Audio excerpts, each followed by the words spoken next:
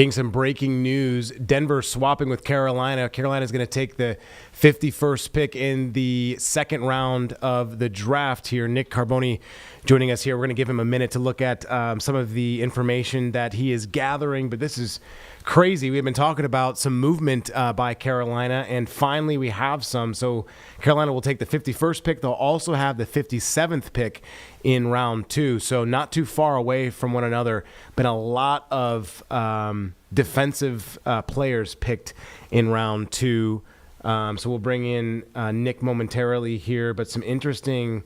Let's look at the best available here. Still have Mike Green as an edge on the list. Darius Alexander, Siobhan Revel, obviously Shedeur. Go ahead, Nick. Yeah, so the Panthers did swap with Denver, as you said. So the Panthers won't pick 57th anymore. They will move up, so it's a second-round pick swap, and then there will be other details we'll get to. I've been waiting for Carolina to move up for a while as all these defensive players go off the board. Yeah. 57 was a long time to wait, so obviously there's somebody they've identified that, they probably didn't love all the guys coming off the board and identified somebody they liked and came up. So just looking at Mike Green is an interesting case. Marshall defensive, he's a pass rusher. He is somebody that is a first round, talent, but has some off the field question marks. I mean, he was multiple times accused of sexual assault, has denied those allegations. Those are dating back to high school, I believe. So I'm not saying he's the pick, but he's a position of need. He's a first-round talent that has fallen. Just looking at some of the others, Darius Alexander, defensive tackle from Toledo, maybe at a cornerback, Siobhan Revel from East Carolina. So I still think they'll probably go defense here. I don't think they're going after Shedeur Sanders, and there's a tight end available, Arroyo from Miami. But let's see what the pick is as the Panthers make it at 51. But yeah, so Arroyo went to the Seahawks. I did not see that. So they go with edge rusher. It's Nick Scourton from Texas A&M. So a position of need. There was a run on defensive players, especially front seven players earlier in this second round. Listen, I'm sure the Panthers would have liked to grab some of those guys, but maybe there wasn't the deal there that they liked enough as running back Chuba Hubbard makes the pick in Green Bay. So it's Nick Scourton, and I'll get you some information on him. It's a little bit murkier when we're not dealing with these first round picks. You got hundreds and hundreds of guys coming out of the draft. So so that they didn't address defense yesterday, obviously, no. getting to Taro and McMillan. Right. And now it is a defensive player. So edge rush, obviously they need help getting out of the passer. This is a guy that could help with the run, I think. Which is also a problem, 6'3", 257 pounds. Now, it's been interesting to kind of follow some of these Texas A&M players. Some of them don't have the production that you would want, the big stat lines. Yeah, Bengals picked a guy yesterday. Yeah, but they're Shamar Stewart. Poster child for that. Right. But they're physically very gifted. Yeah. So maybe it's the scheme. Maybe they just need more seasoning and development. So I think that Nick Scourton would probably fit into that category. So just reading some of the stuff on ESPN,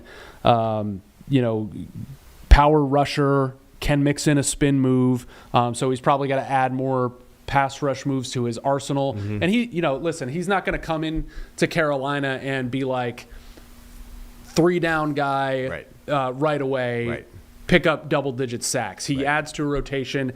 They added Pat Jones from the Vikings, who's an ascending pass rusher in free agency. They got beefier in the middle with Bobby Brown to pair with Derek Brown right up front, and then also Tershawn Wharton, who had 6.5 sacks as a defensive tackle, which, that's obviously an interior line position. It's hard to get after the quarterback from that position. He got 6.5 sacks in Kansas City. So I think this Scourton pick is just adding to that rotation. Hopefully somebody you can develop into an elite pass rusher in the NFL. That's kind of what a round 2 pick is kind of designed for most of the time, unless it's somebody that's fallen from the first round, which doesn't fit here. So I'll be interested to see the rest of the return. I have not seen that yet. But I ran right in here for you guys as soon as we found out. But Nick Scourton coming to the Panthers. And I would expect heavy defense the next 2 days for the Carolina Panthers in this draft. So Got the wide receiver yesterday, edge rusher here in round 2, and we'll see what their next pick is. Unless they gave up the 3rd round pick, I don't know. Yeah. But we will be tracking all of that. Seems like they're still sitting at 85 in round 3, but we'll see. It looks like there could be some movement. Yeah, listen, they had to spend some of their capital that they had. They had 9 picks heading into this draft, 8 heading into tonight. They had to spend some of that capital to move up. What was it, 6 spots? 6 spots in the 2nd round. Like, hopefully they didn't give up the farm for that, obviously. Right. But yeah, so I will continue to kind of to scour to see where what. Okay, so here we go. Tom Pelissero, he is with NFL Media. And Carolina trades 57, 74, 111, 230 for 51, 85, 122, and 208. So it's an even amount of picks. Okay. They don't lose the number of picks. They just go back some spots from 74 to 85, back from 111 to 122, and back from actually up from 230 to 208. So same amount of picks.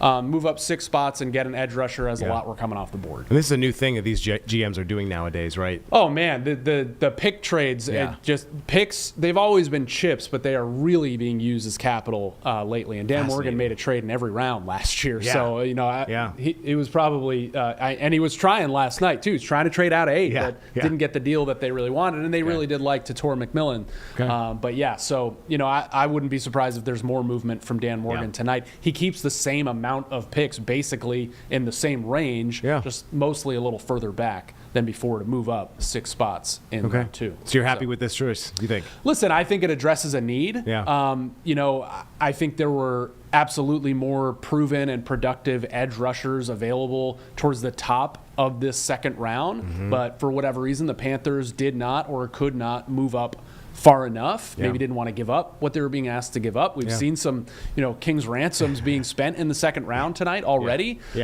So I think they're probably pretty happy with addressing a need and getting somebody that they think they can develop into one of their premier pass rushers, but probably won't be right away. Right on. All right. I know you got a ton of other stuff. You've had an amazing couple of days, so I'll let you get back to it. Yeah, check in with your sources. You want to keep going? Well, yeah, I do. I meant, overall. Yes, but I appreciate you guys carrying the load tonight in round 2. It's fun round stuff. 2 is fun too. I mean, you have so many interesting stories like Shedeur Sanders still out there. Right. That is or that's the wildest story in this draft in a long time, just given the star power and the name. Or the guy that just got picked. He played the linebacker that the Bengals picked. He actually played at UNC Charlotte. Yeah, he did. Demetrius Knight Jr., I believe Georgia Tech, played 1 season at Charlotte as a senior and finished his college career with a great season for the Gamecocks defense as a super senior in this age of COVID and portal. But the Bengals got a good one. They did. Demetrius Knight. Anybody from that Gamecocks defense, it doesn't matter what's going on with the Gamecocks program, and they're doing well right now. Right. But even in down years, that defense is full of NFL players. Yeah, you can full always of count on them. So and they're fast. They fly to the ball. Like and crazy. One interesting note tonight, look out for it. And I don't know if anybody's in range or being looked at by the Panthers. They've never drafted a player from Clemson. How crazy is that? That's weird. They've drafted a ton of Gamecocks. Right. UNC, NC State, the whole deal. Yesterday was their first pick from Arizona ever. In McMillan, but they've never drafted a Clemson Tiger. I wonder if there's somebody. I don't know what's going on. At some point, is something going on? There's got to be. What's going on there? There's got to be. Is it a coincidence? They've had Clemson guys play for them, but never picked them out of the draft. In the draft. Interesting. So we'll see. There we go. We'll see if it changes. All right, Nick. I'll let you get going, man. Again, he's had a fantastic couple of days. If you missed our special yesterday, it is on WCNC Plus right now on demand. You can stream that. Just a plethora of information last night that Jeb had, as well as Nick Carboni, our stream team, just doing some amazing work over the last couple of days. And this is why WCNC Plus is so good, because when we have breaking news like this, we can bring it to you uninterrupted here on WCNC Plus. We'll go